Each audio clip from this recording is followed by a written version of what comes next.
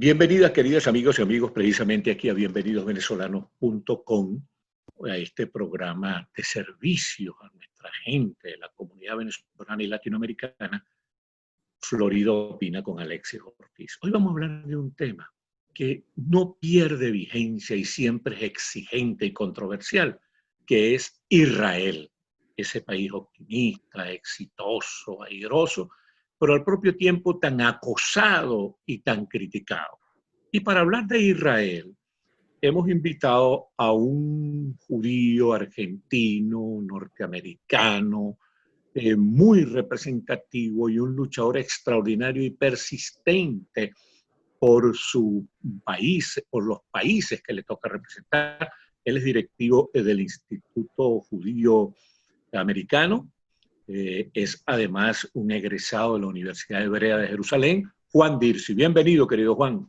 Gracias, Alexis. Un gusto estar contigo en esta plataforma y conversar sobre un tema que sé que personalmente tanto te interesa como es Israel y el Medio Oriente.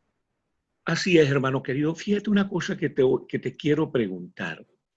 Israel está siempre, bueno, los judíos han sido históricamente maltratados, acosados, perseguidos, pero es un pueblo que ha logrado persistir hasta lograr recuperar su lugar de origen allí en la eterna Jerusalén, allá en el Medio Oriente. Ahora los judíos, que han demostrado una gran capacidad de desarrollo democrático, la única zona democrática en el Medio Oriente, que han demostrado una gran capacidad de desarrollo científico, de desarrollo industrial, siguen siendo extremadamente criticados por sus adversarios. ¿Qué es lo que está pasando? Bueno, claramente lo que está pasando, Alexis, es la consolidación de un Estado joven, un Estado que se declaró en 1948 y que en contra de lo que anticipaban muchos y predecían otros, no solo que sobrevivió esos años iniciales de acoso y de hostigamiento por los ejércitos árabes que lo rodeaban, y estos años que siguieron con ataques terroristas, suicidas, con cantidades de víctimas, y se convirtió en una de las democracias y economías de punta, no solo de la región, sino que del mundo. Es decir, que Israel es la democracia más consolidada del Medio Oriente no es tal logro porque es la única democracia, con lo cual no estamos diciendo mucho. Por decir que Israel se convirtió en un modelo de exportación democrática para el mundo entero, realmente es algún mérito que si tú me lo hubieras contado hace 60 años, muchos hubieran pensado que realmente es una broma y que no sería posible. Y que Israel se convirtió en un exportador de tecnología y de innovación médica y científica, realmente posiciona a un país muy pequeño, que se había desarrollado y fundado con muy escasos recursos, un país que no tenía recursos naturales visibles, a diferencia que de sus vecinos árabes, se convirtió hoy en una de las economías más fuertes de la región. Con lo cual, yo creo que el primer tema a mirar es cómo consigue un país tan pequeño posicionarse en esos niveles tan importantes de desarrollo humano y entender un poquito que entonces la causa... Y en un marco de hostigamiento bélico, ¿no? Absolutamente, y hostigamiento bélico que implica que un porcentaje muy grande del presupuesto israelí tenga que estar destinado a la seguridad.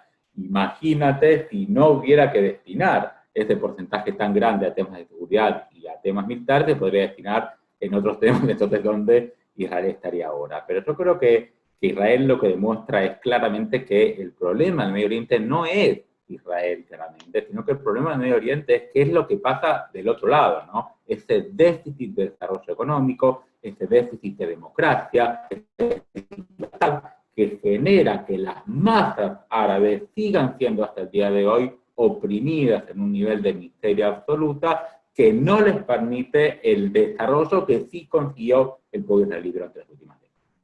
Y además el guerrerismo por parte de sus líderes ha sido una excusa para solapar, para tapar su fracaso como dirigente. Totalmente, tu fracaso y desviar los problemas internos, claramente buscando un culpable afuera, que era Israel, que era el sionismo, que eran los judíos, donde claramente, interesantemente, había una unión absoluta entre sectores tan antagónicos como los sunitas y los chiitas buscan en el odio de Israel, o buscaban en el odio de Israel, una unión común, con lo cual de alguna manera parecía que se extinguían las...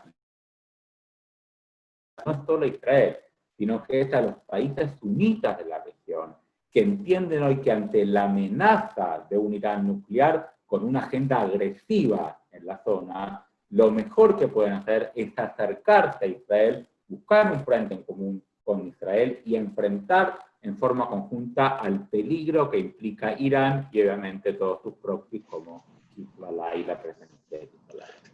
No, y además que uno observa, Juan Dirce, que realmente sería muy bueno para Israel, desde luego, que pudiera haber una paz definitiva y amable con los palestinos, pero sobre todo sería muy bueno para los palestinos, porque ellos podrían aprovecharse muchísimo del desarrollo de Israel para lograr su progreso también.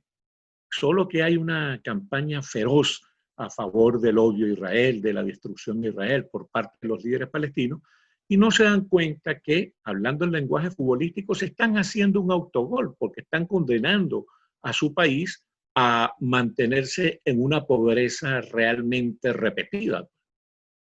Absolutamente. Yo creo, Alexis, que aquí el problema es que también el liderazgo palestino ha fracasado en forma dramática. Tengamos en cuenta que el presidente Mahmoud Abbas, presidente electo democráticamente de la Autoridad Palestina, hace 16 años por un periodo que duraba 4 años y no hubo más elecciones. Después de esa duró 4 y se perpetuó en el poder hasta el día de hoy sin ningún tipo de legitimidad ni de legitimación popular. El Parlamento palestino fue cerrado directamente y no hubo más elecciones, con lo cual, por un lado, ese fracaso de un intento del grupo que podríamos llamar más moderado y que se sentó y que se sienta con Israel, y por otro lado, el fracaso del grupo más radical y terrorista, el de Gaza, ¿no? Hamas, exactamente, la Franja de Gaza, y que directamente ahí no existe el concepto de democracia, el concepto de representación democrática, con lo cual, lamentable ver cómo el pueblo palestino no consiguió en todo este tiempo generar instituciones democráticas representativas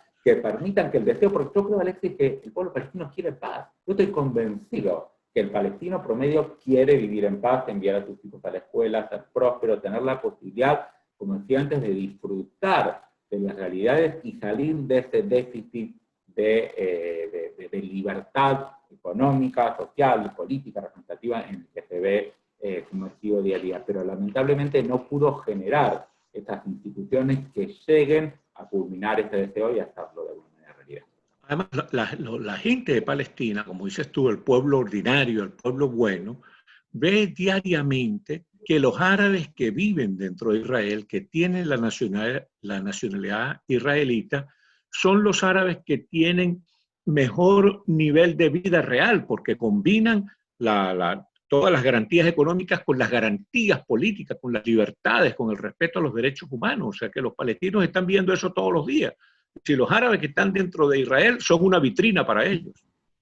Exactamente, y aparte viven en una democracia absoluta donde tienen representantes en el Parlamento israelí, que en un momento era el partido más grande dentro del Parlamento israelí. El tercer partido más grande era el Partido Árabe en el Parlamento israelí, donde hay embajadores, donde hubo fuerzas de la Corte Suprema, donde hubo hasta generales, hasta generales. Absolutamente, árabes israelíes, que son el 20% prácticamente de la población israelí, y hay sectores como por ejemplo las farmacias, el porcentaje de farmacéuticos, en este momento no lo tengo en la cabeza, pero el porcentaje de farmacéuticos a los israelíes es altísimo entre los sociedades israelíes, y muy interesantemente, ante la pandemia y la necesidad de luchar contra el virus en forma conjunta, creo que este fue un ejemplo absoluto de donde la cooperación es necesaria, como en los hospitales dentro de Israel se dio esa armonía y se dio ese consenso de que hay que luchar en forma conjunta, son todos ciudadanos del Estado de Israel y tienen que evitar que la pandemia se multiplique. Y en materia, Juan, en materia de la pandemia, las autoridades sanitarias de Israel han tenido bastante éxito, ¿verdad? En la primera etapa sí. En la primera etapa fue una etapa muy exitosa, donde hubo controles muy rigurosos, donde había prácticamente un cierre de toda la actividad económica. Israel tuvo muy buenos resultados en la primera etapa, cuando se empezó a abrir la economía y la movilidad hace unas semanas, empezó a crecer de forma muy problemática el nivel de contagios y de enfermos, con lo cual en este momento les puedo decirte que la preocupación número uno en Israel es el estado de la pandemia, cómo se sigue adelante y el efecto terrible que está teniendo sobre la economía. Ahora bien, hemos hablado de las cosas positivas de Israel, que son muchas, y desde luego la gente democrática del mundo, entre la cual modestamente quiero contarme yo, simpatiza con Israel, es lógico, porque Israel es la democracia allá precisamente en el reino de los atropellos a los derechos humanos que ocurren en toda la zona árabe y especialmente en el Medio Oriente. Pero hay problemas en este momento de Israel. Por ejemplo, se está acusando a Israel de quererle robar tierras a los palestinos. Se tiene la preocupación de que el señor Netanyahu, el primer ministro de Israel, está en una situación muy comprometida por las acusaciones de corrupción, y se tiene la preocupación que incluso en películas de Netflix se han mostrado de las ventajas de los privilegios odiosos que tienen los sectores religiosos radicales de Israel. Vamos a hablar un poquito de esos tres asuntos. Primero, de el robo de tierra a los palestinos. Segundo, de la situación tan complicada que vive el primer ministro Netanyahu. Y tercero, del malestar que hay en alguna parte de la población israelita por los privilegios que tienen los radicales religiosos. Bien, vamos por parte. De lo que tú llamas el robo de tierra, vamos a empezar con que en ningún lado nunca hubo un Estado palestino. Por lo cual no se puede hablar de un robo de tierras palestinas porque nunca existió el concepto de Estado palestino. Lo que está hablando acá es territorios que están en disputa desde el año 1948 y después, hasta con la guerra de los 6 días, Israel lo que hizo fue tomó soberanía de esos territorios que, a propósito, después de la guerra del 48 quedaron en manos no de los palestinos, quedaron en manos de los jordanos y de Egipto. Jordania, si quieres, se robó esos territorios, los anexó al territorio jordano y jamás se los dio a los palestinos, y Egipto ocupó militarmente la Franja de Gaza y jamás se los dio, jamás con J, jamás se los dio a los palestinos. Dio jamás con J para diferenciar de jamás con H, que hoy gobierna la Franja de Gaza. O sea que nunca hubo un territorio palestino de por sí. La interpretación es realmente entre los juristas, ¿no? Si realmente un territorio que está en disputa, ¿cómo lo consideras? ¿A quién le pertenece si está en disputa? Pero ¿qué es lo que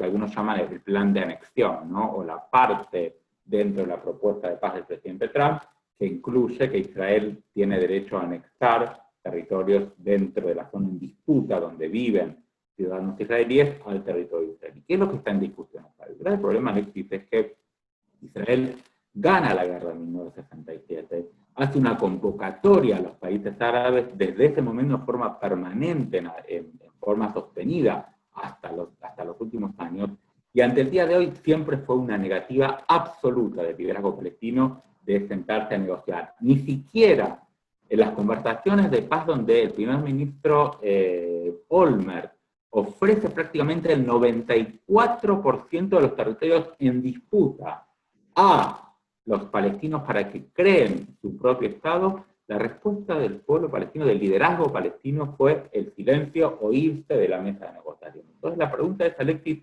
luego de tantos años, ¿qué hace un país vencedor? Y no hay otro caso en la historia donde un país vencedor de la guerra durante tantos años no impuso su voluntad sobre las zonas que controló en forma legítima al ganar la guerra. Y la respuesta es, ¿cuánto más hay que esperar para que un liderazgo palestino esté dispuesto a sentarse a negociar? ¿Qué hacemos?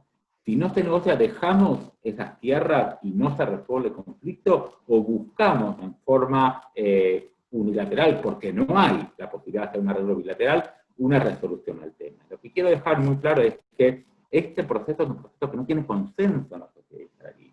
Claramente la sociedad israelí está dividida sobre si corresponde o no incorporar estos territorios a la soberanía israelí, o si consideran que es oportuno que Israel extienda su soberanía hacia esos territorios donde viven judíos dentro de los territorios en disputa.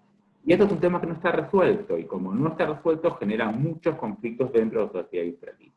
Muchos hablan del 1 de julio como la fecha donde el primer ministro Netanyahu iba a proponer la extensión de la soberanía israelí a estos territorios. Estamos a fines de julio y todavía no pasó ese tipo de resolución. Claramente la situación de la pandemia generó una nueva realidad que nos trae absolutamente al segundo tema que tú planteabas, que era el tema de la corrupción dentro del gobierno de Netanyahu y qué es lo que pasa con el proceso político. Es, y lo graduas, un tema central. Lo que yo creo que aquí vale rescatar es la democracia israelí y la institucionalidad del sistema israelí, donde la justicia israelí ya condenó en su momento hasta un presidente y hasta un primer ministro fueron encontrados en su momento culpables por distintos delitos por la justicia y tuvieron que cumplir sus sentencias. Con lo cual, aquí el mensaje es clarísimo: nadie está exento de la ley, todos deben ser investigados. Y lo que es bueno se es cumple, que... sí, no, realmente hay que reconocer que en Israel se cumple el imperio de la ley y se cumple la división y la independencia de los poderes. Absolutamente. Y a pesar de que el primer ministro cuestionado está en ejercicio, o sea, está en el poder en este momento, el mismo primer ministro que está en ejercicio es el que está siendo juzgado para ver si tiene complicidad o si es responsable de los temas que se lo acusan. El tercer tema que tú traías claramente es el tema de la representación de los partidos ultraortodoxos, una representación realmente sobreproporcional a su peso real en la sociedad israelí. Prácticamente hay un 20% de ultraortodoxos en la sociedad israelí, con muchas diferencias, con muchos matices, con mucha heterogeneidad, pero estos partidos ultraortodoxos han entendido el juego político de la democracia israelí, que es un sistema parlamentario, donde ningún partido tuvo nunca en la historia del Estado de Israel la mayoría absoluta. ¿Qué quiere decir? Que de los 120 miembros del Parlamento, nunca hubo un solo partido que haya tenido 61 miembros. Entonces, ¿cómo haces para llegar a los 61 que te dan la posibilidad de instalar tu gobierno? Armas coaliciones. ¿Con quién armas coaliciones? Los que están dispuestos a negociar cosas. Yo te doy tanto, tú me das tanto, y armamos una coalición de gobierno. Y los partidos ultraortodoxos han entendido muy bien este juego y se han sumado a esas coaliciones de gobierno a cambio de conseguir, en algunos casos, ciertos beneficios que para muchos en la sociedad israelí son excesivos y realmente dañan el funcionamiento del Estado y la secularidad que la mayoría de los israelíes quieren mantener. Fíjate tú, el 80% no son ultraortodoxos. No, es que recuerdo cuando estuve en Jerusalén, invitado por ustedes, por el Comité Judío Americano, junto con otros periodistas, pude constatar que había mucha gente molesta por esos privilegios que tienen los radicales religiosos, incluso un privilegio que es muy odioso para un país que está constantemente frente a la amenaza de guerra, que es el privilegio de no hacer servicio militar, entre otros, ¿no? Entonces esas son cosas que van creando un cierto malestar en la sociedad que podría terminar siendo peligroso. Totalmente. Y fíjate lo que pasó esta semana. Esta semana se produce una crisis política en Israel muy fuerte, y la crisis no se produce por la anexión, ni se produce por la pandemia, ni se produce por el juicio a Netanyahu. ¿Por qué se produce? Porque un partido de izquierda presenta una propuesta de ley para prohibir las terapias de reconversión para los homosexuales, ¿sí? Algo que en el mundo claramente está aceptado, en el mundo moderno, que estas terapias no solo que no son productivas, sino que son nocivas, que generan mucho daño y mucho dolor en la gente homosexual, y que realmente tiene su derecho a elegir su orientación sexual sin que el Estado le imponga ninguna solución, porque no es una enfermedad. Entonces se presenta este proyecto de ley, los partidos ultraortodoxos, claramente de la coalición de gobierno, se ponen en contra de esta propuesta de ley de la izquierda, pero el partido de Benny Gantz, quien es el viceprimer ministro de la coalición, apoya abiertamente esta ley, que es apoyada por los partidos de izquierda, y que consigue de esa forma ser aprobada en su primera instancia. Entonces, ¿qué es lo que tenemos? Los ultraortodoxos judíos con los ultraortodoxos árabes se unen en contra de esta ley, algo que sería impensable en otros casos. El partido Likud del primer ministro Netanyahu, para mantener la coalición, vota con los partidos ultraortodoxos en contra de esta ley, cuando quizás muchos miembros del Likud no están en contra de esta ley, pero por sus obligaciones de coalición votan en contra de la ley. El primer ministro Netanyahu no aparece a votar directamente para no comprometerse con ninguna facción, y donde ante el triunfo de esta primera instancia en la ley en el Parlamento, muchos ministros de los partidos religiosos le exigen a la coalición y le dicen, si vamos a seguir votando y apoyando este tipo de propuestas, nosotros salimos de la coalición, lo cual llevaría a que el gobierno caiga. Con lo cual, de vuelta, la crisis no se produce por los temas que uno creería que son el núcleo de la política israelí, sino por un tema que tú mencionabas, que es el tema de la sobreproporcionalidad del poder de los sectores ultraortodoxos. Sí, señor. Bueno, así fue. Esas son las cosas de la democracia. Bueno, muchas gracias a nuestro querido amigo Juan Dirsi por estas explicaciones tan valiosas y tan provechosas. Y muchísimas gracias a ustedes por haber tenido la amabilidad y haber tenido la paciencia de escucharnos y vernos. Que Dios los guarde.